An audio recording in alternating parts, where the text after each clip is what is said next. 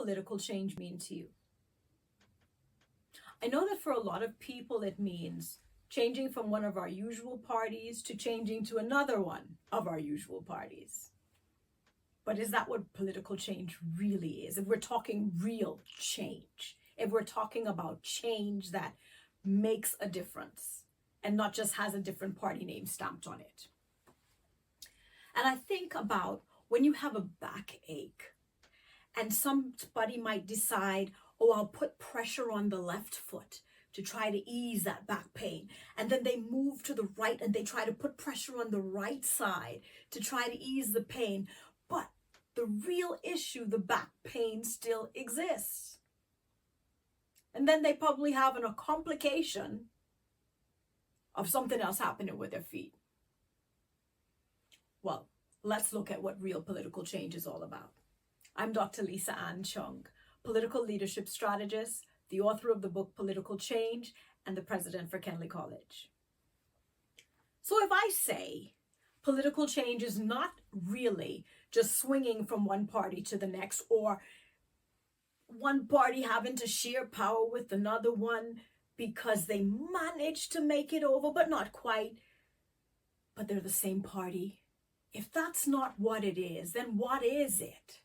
And how do we know that we've actually got political change? How do we know that we have lasting change? And can we even have lasting change in politics?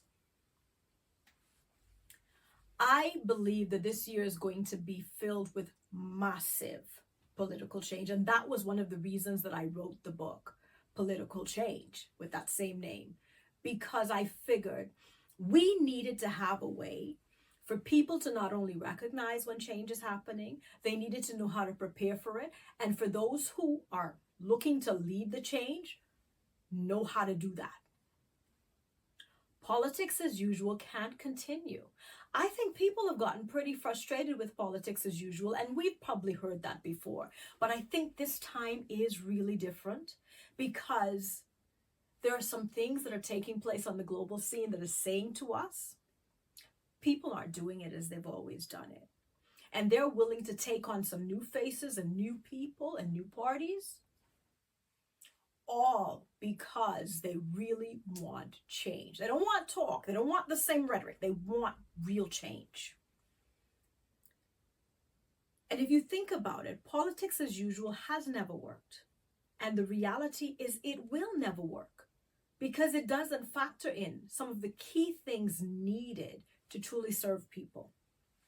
So I want to be able to help you understand when I say political change, what exactly is it that I'm talking about? Well, I see political change as twofold. Real political change, that is. One is a change in the types of leaders, whether they're elected or appointed. So that's going to be key because you automatically will get change if the leadership is changing.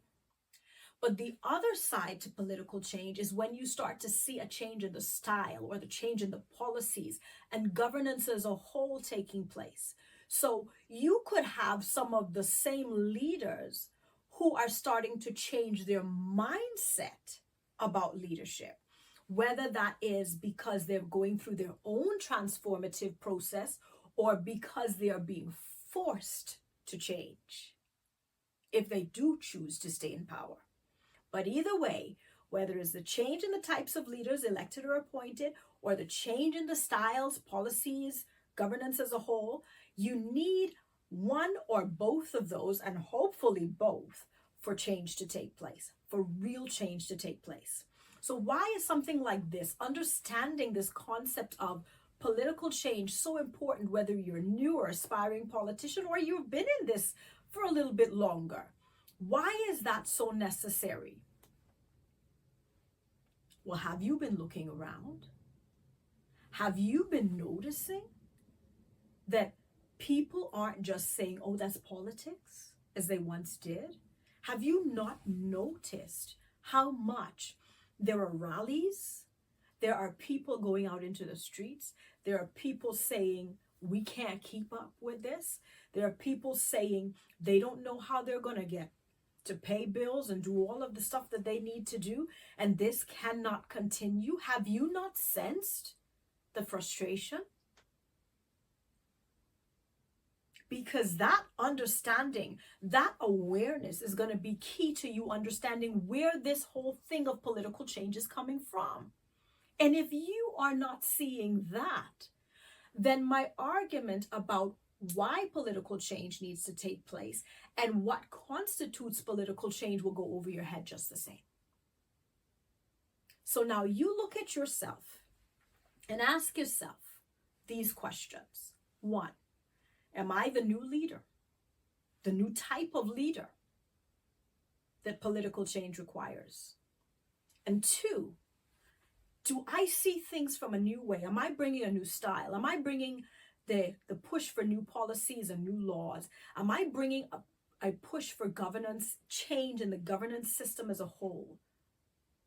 Do I have one? Do I have both of those things going for me? Because if you don't have any of those going for you, then how are you really going to be a part of the change? And when I say that we have new leaders, I'm not just talking about people who have a different name, a different face. I'm talking about a completely different mentality surrounding leadership. But I'll talk to you about that more in another video. For now, let's get it clear. 2 types of change, twofold process to political change: the change in the types of leaders and the change in the style, policies, and governance as a whole. Where do you fit? How do you see yourself being a part of this process? And if you want to learn more about political change, do get my book, Political Change. It's available on Amazon, and I'll provide the link in the description for you to be able to find out the nearest Amazon store to you. You can get it in an ebook format or you can get it in the print. But be sure to read it, because this is going to happen quickly and you don't have a lot of time to catch up. I look forward to seeing you next time. Bye-bye now.